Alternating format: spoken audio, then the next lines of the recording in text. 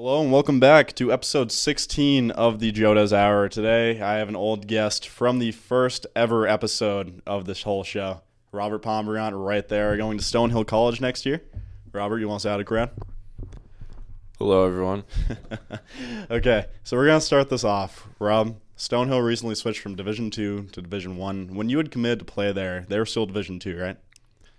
Correct. So, as I was getting recruited, I never really got to go on that many visits compared to other schools just because of basketball and other stuff like that. So when I went for my official visit, they you get a meeting with the coach and stuff, and they told me yeah, so we're probably gonna go do one this year, next year. And I was like, there was rumors about it ever since I first did the camp a year ago, which I worked this year, which was crazy, or I helped out. There was my dad was talking to the kicker. Somebody goes, yeah, we're probably going to go do one soon. My dad was like, really? Because even Coach Keenan, the O-line coach at Thean, he went to Stonehill and he said it was transitioning from club intramural football to D3. And now to see that it got all the way up to D1 is crazy. Yeah, so they didn't just switch from D2 to D1. They weren't always D2. They went up the ranks every couple of years. Is that what I guess so. They just kept getting continually better. And then last year, third in the NE10. Dang. So it's pretty good. Yeah, Rob, the fact that you had the gamble, though, on whether they'd be Division 1 this year or you didn't know exactly if they were going to be in the future or something. Yeah, it could have been your senior year. They switched to Division 1. You got 1 year of divisional play. But now you get 4 straight years of divisional play. That bet paid off. You basically won by betting on Stonehill. So do you think having that bet come through has kind of connected you a little bit more with the school? Because you were willing to go there without them even being a D1 at one point. Would you say that having not full confidence in them being a Division 1 sport and being able to show your case, your skills on the D1 stage, you think that connected you a little bit more to the team and the school itself? I'd say yeah, because realizing that they're probably recruiting future D1 players, and then knowing me being there, knowing it was D2, it was pretty cool. So it felt good, but I just overall before I even knew, I just loved it so much better than every other school. Yeah, was it more of a campus or kind of a feel for everything? The facilities, specifically the weight room, were absolutely insane, and I just told myself literally when I was there, I'm if I don't go here, it's just gonna be a sin. It was insane. Yeah, you just felt right at home right as you stepped in there. Yeah. That is just awesome to see, because when you actually feel at home at a college, you know you're not going to be forcing yourself to like that college. You'll be able to compete on the field feeling like that is the school you belong at. I think that's going to help you a lot. Exactly, yeah. Yeah, so Rob, in the process, obviously we discussed the whole college, so scouting process, that type of stuff last interview. But throughout that whole process, now you've moved on to the point where you're at connections, where it's coaches, players, that type of stuff. How has it been meeting those new players that are going to be your teammates after having the same teammates for the last 4 years, basically? Yeah, obviously that part is tough because I just started playing football, I probably said last interview, freshman year. And then going through that process and knowing everybody, but going into Stonehill, these guys are super cool. They made me feel welcome, captain's practices and stuff. They're cool. I'm pretty sure I'll fit in pretty good there. Yeah, some sports teams at different schools will have a little bit of a territorial thing where the people who have already been there aren't going to accept the people who are coming now. It's good to see that your school's not like that, though, because that really just causes feuding in the team. You can't have chemistry if you do it like that. Exactly. So, Rob, when you decide on Stonehill and when you knew you were playing collegiate football, were there any thoughts about how you were once reaching for a basketball career around the same type of thing? Was there kind of a point where you reflected on the decision to mainly focus on football instead of basketball? Yeah, it's funny that you say that because it was always do I want to play basketball? Do I want to play football? And then with football, it just came more opportunities, more just exposure that I got compared to basketball. I have a lot of film for basketball. And I just started to like football better, it was weird because I always played basketball my whole life. And it was starting to play football, and I just loved it. And just something you love and you just can't give it away. But obviously it's hard to say stop playing basketball, but I'll still do intramural stuff like that, keep it going.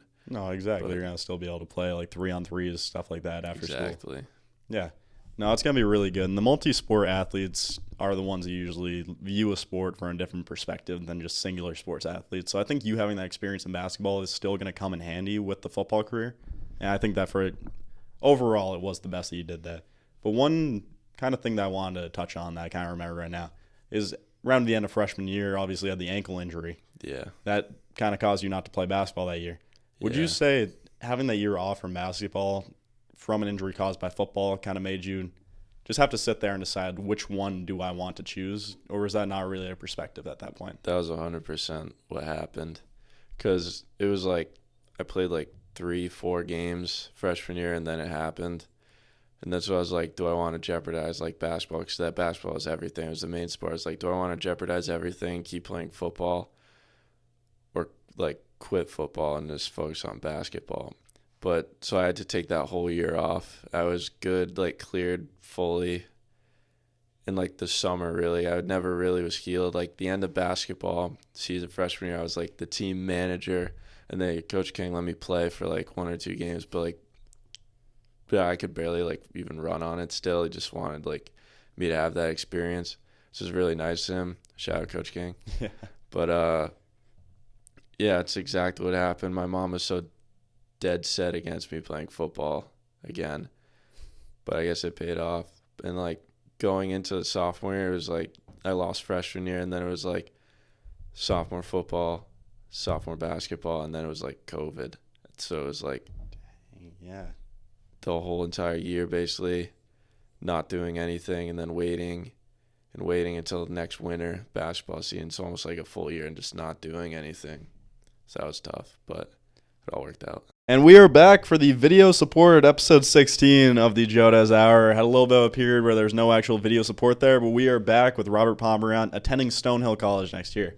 Robert, next year you're going to be playing tight end, right? Correct. So I wanted to ask you, you kind of focus more on the wide receiver position in high school, right, instead of tight end? Definitely. Do you think that having that receiving skill is going to help you in the long run, though, as now you can mostly focus on blocking training and that type of stuff to get up to speed for the tight end, but you're already going to be miles ahead of most of the competition for the receiving aspect of that position? Yeah, so obviously as I got bigger or like taller, playing like wide receivers, like, oh, now you're a tight end, because that's just what like high school football is. And obviously with like the whole coaches changing from like Brady Olson leaving and like his uncle to Coach Brooks taking over, it was like pass to run. Yeah. So obviously I got to like learn how to block as a true tight end, but I also was like the wide receiver, so I could be split out. But obviously going into college, blocking like 300-pound dudes is going to be like not the same as high school. So I think for being the receiver aspect to the tight end, I'll be like probably be better than until I bulk up and be like able to be a true tight end. So that's probably what more I'll be focusing on. Yeah, I imagine freshman, maybe even a little bit of sophomore year, your receiving stats are obviously going to be great, but there's going to be some people saying you got to work on the blocking. But once you get the weight up and you get caught up to speed for Division I competition, you're going to be killing it out there. Like, it's going to be amazing to see. But Rob, have they released your schedule for the season yet for who you're playing? They have. They have. Are there any opponents that you've seen so far on that schedule that you know you want to face and you're excited to face at this point? Obviously, having never, like, Stonehill never being played these teams ever before, everyone says the big one, and that's the conference. Our new conference is Sacred Heart. So that's kind of one that's, like, you circle in your calendar, you know, like, that's a big game. So I think for everyone, that's kind of, like, the goal is them. Yeah, Sacred Heart just defeating them. Do you know? I'd be shocked if you knew this, Rob. Do you know the exact date of that game, or is that not something that's fully remembered right now? I think it's early. I think it might be like week 10-ish, or Dang. not like week 10, but like earlier, because I remember looking at it last night. But it's like midway towards the end-ish. Yeah, no, it's going to be exciting to see, because you're going to actually have a goal set for the entire season, or not the entire, but the entire season leading up to that game of defeating Sacred Heart. And once you guys either complete that, or even if you don't, you'll have different lessons learned. Like, you'll obviously, if you win, you're going to feel great as a team. You're going to feel like you can do anything. Even if you lose, though, you're going to learn what the mistakes were and how you can handle them before playoffs come, which is going to be able to change everything on the team. Exactly. And one thing I actually want to ask about, Rob, because I'm not fully sure how this works. The whole bowl game setup, is there any chance that if you guys do good enough, you could qualify for one of those bowl games? Yeah, I'm not entirely sure on that. Yeah, right. It's a little would, bit confusing. Yeah, that would be sick though. Yeah. Obviously, they probably do have bowl games for like the FCS, different like conferences and stuff, like the smaller conferences, like the one we moved into. But yeah, that's interesting. That'd be pretty cool though. Probably down the line though, as we a few years in, like establish ourselves in the conference first, and then see what goes on with the playoffs and stuff. Like, what's the deal with that? Because it's all new for everyone. Yeah, you're going to be having the inaugural season for being in Division 1. Is there a little bit more, since it is the first season of being in that division, that kind of drives you to want to have success this year? Because obviously you're going to want success every year, but when it's your first year, you have to show that you can hang with the big dogs, basically. You have to show that you can handle the competition and that you deserve to be in Division 1. Exactly. There's a lot of pressure with that. Like, will the team like be able to do that? Like, if we start having a losing season, like start losing games, few like games we should have won would be like, oh, do they really deserve to be in like D1, like all that crap.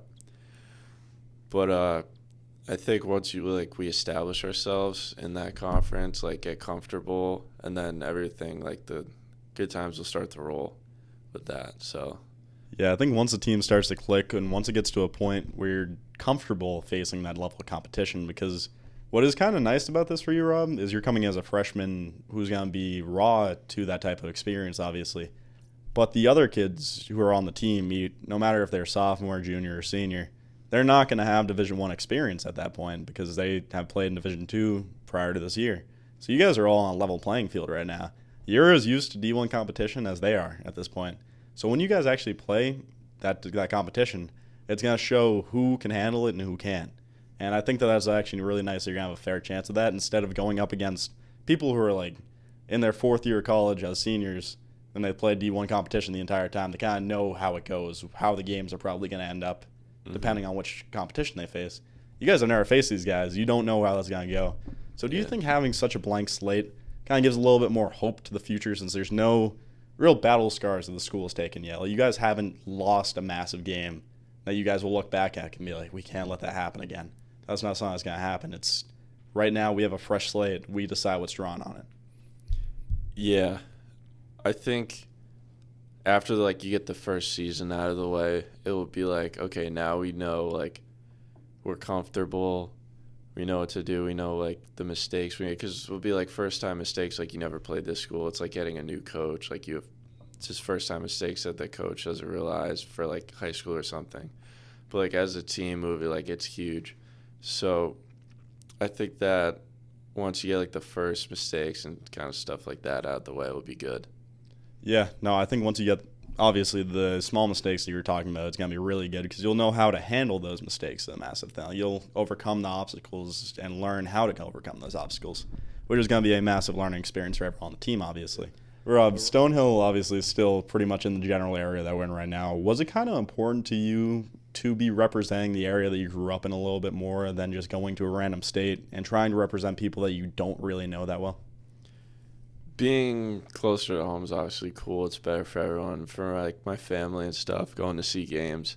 It does feel cool playing for the hometown, I guess, or not like a big school say Boston College that. Obviously that's representing, but being close to home, that's something that was important to me.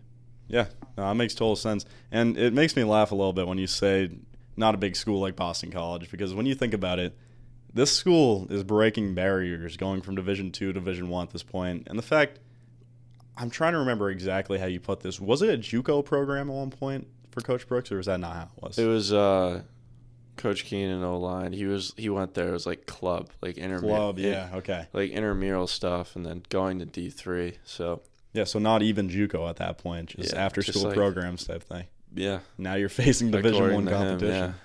That's crazy. Just the growth. So, Rob, one other aspect I want to touch on. We talked a lot about the football aspect. When you go to a Division I school, you're going to have media coverage. You're going to have people watching you from a lot of different angles, judging your game, that type of stuff. Have you done anything over the last couple of months to mentally prepare yourself for that type of media exposure? And do you have any plans in the works for making sure your mindset's right throughout all that and not letting people get in your head?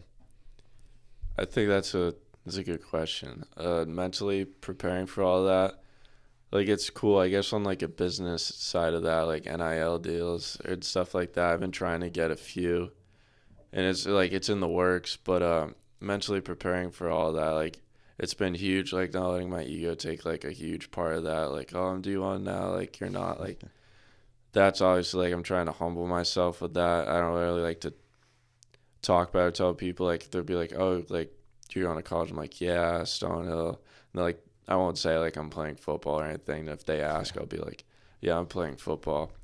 But I think it's a good community to be in this transitional period. So it will be nice. So I don't think really anything. Hopefully I don't get affected mentally that much by all of it. And I'm sure that I'll meet people that will help me with that. Yeah, you've seemed pretty grounded throughout the entire experience. Like, I've never heard you walk up to someone and brag about going D1. Most kids who are going D1, you'd expect to do that because it's obviously a massive accomplishment. It took a lot of work to get to that point.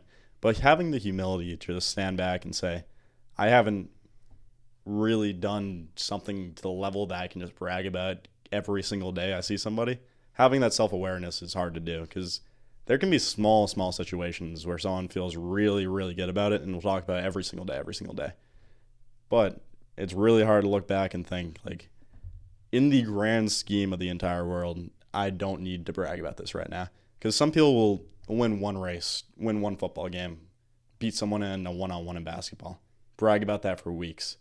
You managed to go through 4 years of high school, multi-sport athlete, to the point where you're playing Division I football. And you don't brand up every conversation. It's pretty rare for you to talk about. This type of setting is the only time I've really heard you talk in depth about that type of stuff. Do you think having that humility really kind of changes your outlook on the game? Because it's obviously a massive part of your life, but you can have a life outside of football with that humility because you're not just always thinking like, I'm the best football player, I'm the greatest football player, that type of thing. Yeah. So, like, with that, like, the job's not finished. Like, it's just starting.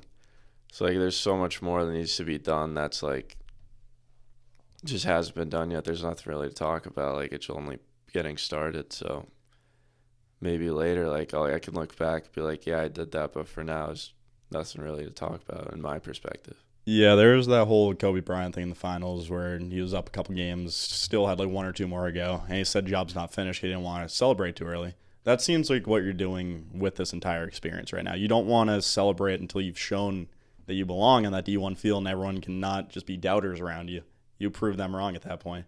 If you were talking about how you're playing Division I football this whole time, how you're going to be the greatest at it, if you come on that field, the pressure on you as you step on the field for the first time ever is going to be insane. And even once you finish that game, the pressure every remaining game is going to be the exact same. It's not going to be healthy. Exactly. Having the humility, though, to separate yourself from the game a little bit, realize you have lives and hobbies outside of that, it really allows you not to put full pressure on yourself and just feel like you need to compete and fully dominate this game if you want to even be considered as having a good game. Well, right now we are going to take our first break real quick. We'll be right back after this, just making sure we don't get any lost audio or video out of this point. And we are back for episode 16 of the Joe Dez Hour. Robert Pombriant is with us, joining from the first ever episode. Rob, one thing I wanted to ask you. Obviously, you saw everything evolve in this Joe Dez Hour. You saw this entire room when that whiteboard was blank, nothing on the walls. How was it changing that experience from back then, walking in, still wearing Fiend clothes, all that type of stuff, walking in for that first interview with Matt Peck versus walking in for the second interview when everything's about to be encapsulated? And this is the one of two interviews being filmed today in the final day that we have this office. I wanted to mention that real quick. All of this will be likely moved into a room in my house for next month.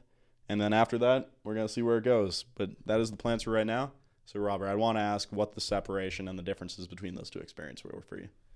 It's been crazy, honestly. Like, I remember first coming here in my school uniform, like, after school, and I was like, yeah, like, this is nice setup. We get to do all this stuff. And then to see, like, this episode 16 now, and just how many interviews been here, how many people have been here, and just to see, like, your podcast and everything, YouTube channel grow. And it's been just, like, the whole thing with, like, Fiend Fanatics too, like just and like the Joe Dez Hour combining and just like being at the games, you like at the games, like literally were like reporting like after games for anything. It was like commentating games, everything. It's been cool just to see like where this has really gone, and it just surreal like look back at it and be like that was so long ago, like the first time, and everything just that has happened since then, like all the questions that have been answered, some unanswered, but just been like really cool and surreal to like look back at that. Yeah, because we're in a moment of life right now too, where everything's moving so fast that even a week can seem like a long time. We started this, I believe, around about January or February, because it was right after Christmas when we got everything set up for this. Yeah. But right around then, that's been about 7 months now. Pretty crazy to think back on. 7 months, in retrospect to people, wouldn't seem that long of a period, but those 7 months, we went through our last semester of high school, graduated, going to college, had everything set up basically for our entire life at this point. We had to choose what our major was going to be. You chose where you're playing football. So much just happened so quick in that period of life. I think having this video documentation can be very nice to look back on back then, or in the future, I should say. Yeah. So we obviously hinted about the media a little bit before. Do you think having these experiences, answering questions just back and forth, all this type of stuff, you've even been in like boys soccer interviews before their games, like that type of stuff with Slavin. Yeah. Would you say having that type of live mic just forced into improv, that type of stuff, will help you be able to answer those questions after you compete in D1 football? Like when you have to talk to the media, do you think that you're going to be able to confidently look them in the eye and just say whatever you want to say because you had a little bit of training beforehand? I think, yeah, it's good to like experience this when I was before everything happened. It was cool, just like you interviewing everyone, like it made everyone feel cool, just like be filmed by Joe Dez Hour, and it was cool. But yeah, it definitely has prepared me. Stuff like this, first interview, last interview, yeah, it definitely has prepared me. Yeah, then Rob, do you think there's any real like side ventures that should be coming up in the future that we should be looking towards besides football? Like, do you have any plans on the side for the future at all right now? Or is it mostly just focusing on that football journey? Since it's D1 football, I'm acting like it's just some tiny thing that you can have like multiple hobbies around, but it's a massive thing. Is there anything else that we should be expecting though? Obviously, most of my college career would be focused around football. A little like obviously school is huge, is important, got to do all that. But most of like as like outside of like football and stuff, like obviously I'll try to have as much as fun as I can, meet a bunch of people, try to make the most out of college. But mostly it's football because like it will be fun. Who knows? Like I'll probably never play football ever again after this. Like I got 4 extra years that millions of high school football players in America don't get experience. So I'm just grateful for that. Yeah, that's a very good point to make. But you're kind of short selling yourself already, Rob. We don't know what will change in those 4 years. There's a good chance that we end up seeing you on the TV one day getting drafted. Hopefully, we can hope for that at least. But the one thing, Rob, you were talking about how you got those 4 extra years. And so many people, when they finish high school football, finish it feeling like they didn't do everything they wanted to do. Like they kind of had done what they had set out to do, but they didn't do everything that they wanted to do. You're going to have 4 more years to fully close that door, even if you don't continue football. There's obviously a chance that you do, but even if you don't, you had 4 extra years to fully just close the curtain, set that door straight, and decide, do I want this to be in my life or not? When you finish in high school, you can be a senior, thinking that all I want in life is to play football for the rest of it. You can finish 4 years of college, and you'll think, I want to go run a business, something like that. It can change so much in those 4 years. So I think you having those 4 years can greatly affect your viewpoint on the game of football. Because no matter how it ends for the journey, whether it ends 10 years in the league or something like that, or it ends right after college, you're going to watch football on TV completely different than anybody else ever has. There's not going to, or I should say anyone else not in that exact situation has. Because when you play D1 competition, you can watch college football and think, I've done that. I can give a real analysis and response on this. This isn't someone just watching it and saying, I could easily do that. I could run a 4.40. You would have done that type of stuff in that setting. Do you think that watching events like the Super Bowl, watching professional athletes and that type of stuff will be changed a lot when you're already gone through a little bit of what they've gone through, I'd say? It already has, even in high school, just like watching college, be like, because obviously I'm trying to like play college and like, play football in college. Yeah. So, like, watching, like, college football would be like, wow, like, those guys are insane. Like, that's what I'm trying to do. And then, like, watching the NFL players, just watch them and, like, and people don't realize, like, how good they are. Yeah. It's just stuff like that I guess people who haven't played football, aren't around football, don't really understand it, will never really get or appreciate. No, exactly. There's, I believe it was a quote that LeBron made referring to Theodore Roosevelt, where he had a book called Man in the Arena, talking about how people who have not actually experienced what other people have experienced can't really judge what they're doing, talking about sports and football and that type of stuff. And LeBron's example was basketball, and he was basically saying people who come into there don't really know how hard it is until you step on the court. For football, people don't understand that it can be multiple 200-pound to 300-pound men bashing themselves against each other like they're rhinoceroses. It is going to have an effect eventually where your mindset's change on it. You're going to be viewing interactions with people completely different once you've looked a man in the eye and slammed your shoulder into his full speed. That's just how it works. You don't really watch the game and appreciate small things like people just bashing against each other on the O-line versus D-line. You might be watching a wide receiver or a tight end. Might be watching a quarterback scramble. You don't see the O-lineman throw out the chop block that got him that entire open space. When you play the game, you learn to appreciate those tiny, tiny moments. Do you think appreciating those tiny moments will help you grow as a football player, probably exponentially at that point, because of the fact that you've learned that you have to appreciate and have those moments to win a game? Obviously, like, film and stuff like that is super important. Getting mental reps in on the sidelines and going in to do them. Like, everyone has to do their job 100% or more to have just, like, such a small success, like gain 2 yards on, like, a fullback dive or something, or get, like, a 60-yard touchdown pass. Like, just little stuff like that people don't realize, like, oh, the receiver got open, he got a pass, but so much went into that. Like O-line picking up blitzes off the edge, receivers holding their blocks, running back picking up pass protection, just stuff like that I think people don't really get. But, like, for people who do play football, they respect it and they get it and be like, nice block. Like, everyone talks about, like, O-line slander. Like, they never get appreciated until, like, they do something wrong. Just stuff like that. So appreciating, like, being able to watch, like, people do their jobs is cool to watch, to see how well they do it, and people just don't realize how good they're doing it. Yeah, because success is usually attributed to a quarterback, rarely a running back or a wide receiver if they're to that point of just insane at the sport. It's almost impossible to find no lineman who's given the proper credit for that type of stuff. Even when they're winning and they're considered, like, the best O-lineman in the game, they're still sometimes considered as not being equal in pay and that type of stuff to the people who were throwing the ball or running the ball.